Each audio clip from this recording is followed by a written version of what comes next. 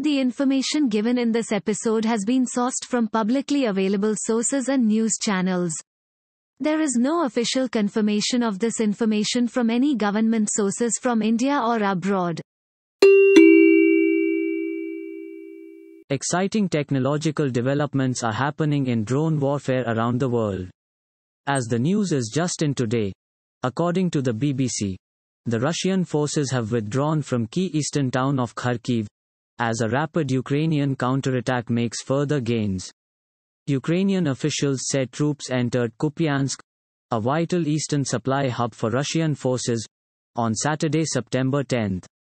Russia's defense ministry then said its troops have retreated from nearby Izym to allow them to regroup. In the backdrop of this news, we hear that drones are playing a key role in pushing back the Russians. The Russians have now lost two key logistics hubs, the railway cities of Izym and Kupiansk.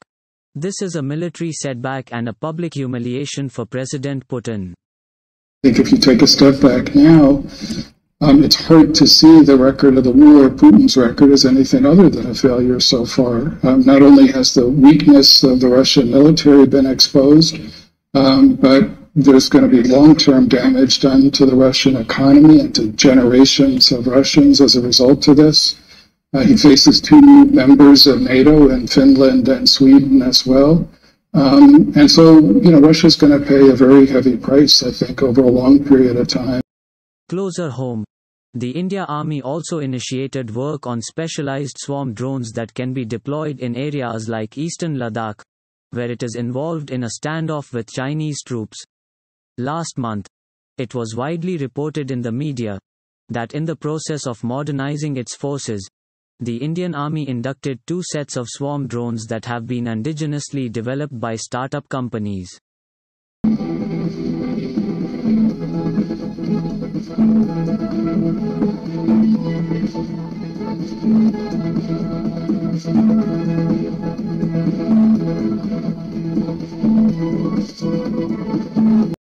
What are swarm drones? According to the print, swarm drones refer to several unmanned aerial vehicles that operate in a coordinated manner. These are equipped with artificial intelligence, AI, and can communicate with each other as well as with the control station.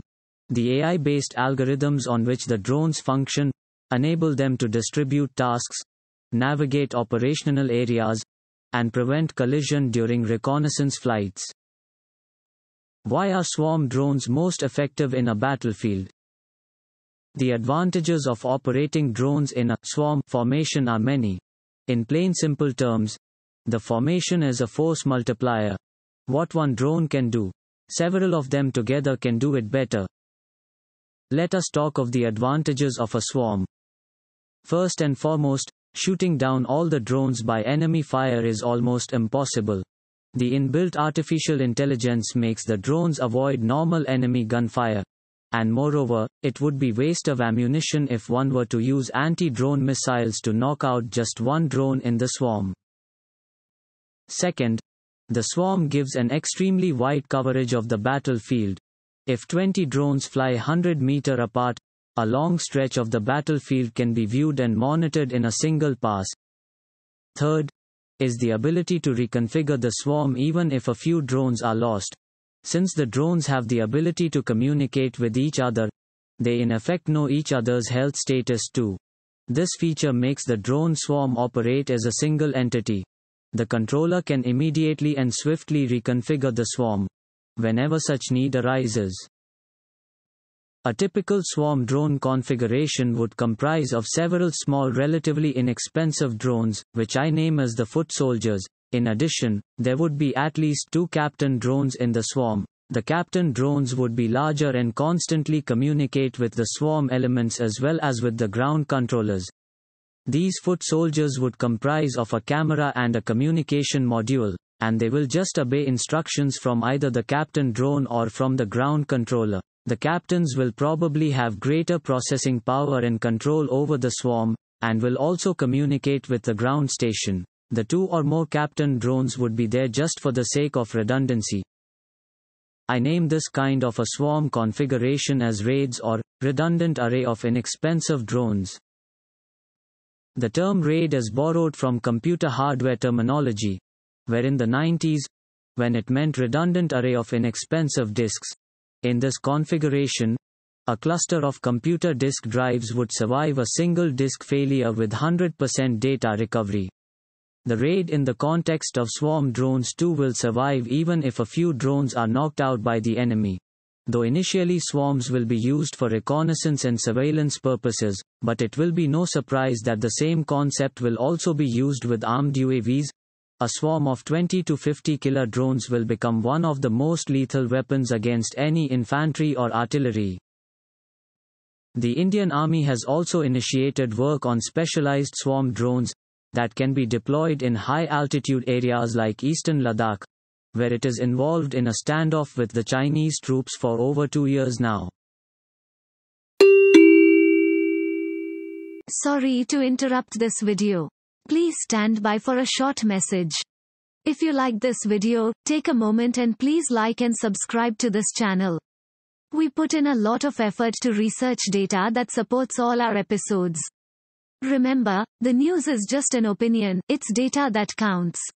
Thank you for watching.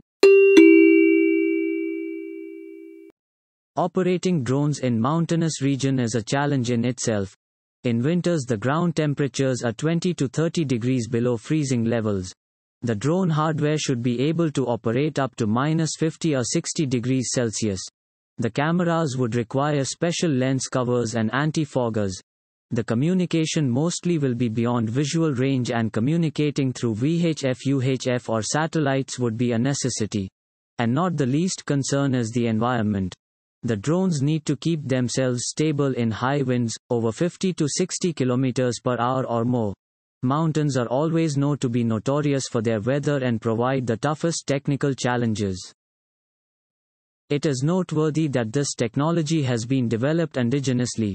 The Army has procured the swarm drones from 2 Indian startups, the Bengaluru-based New Space Research and Technology, run by former Indian Air Force officer, and Noida-based RAF Amphib Private Limited. India has developed this true cutting-edge technology. Though we are currently using the slower rotary-wing drones, the day is not going to be far when we use fixed-wing UAVs in swarm formations. The fixed-wing UAVs are the weaponized systems. The United States has very recently begun trials with fixed-wing UAVs in swarm formation. Experiments are going on. According to online magazine Inside UnmannedSystems.com, Oklahoma State University's Unmanned Systems Research Institute, USRI, recently received permission from the Federal Aviation Administration to fly fixed-wing aircraft swarms within the national airspace, making them the first in the US to receive such an authorization. Thank you for watching. Please do not forget to subscribe to our channel. What does this data say?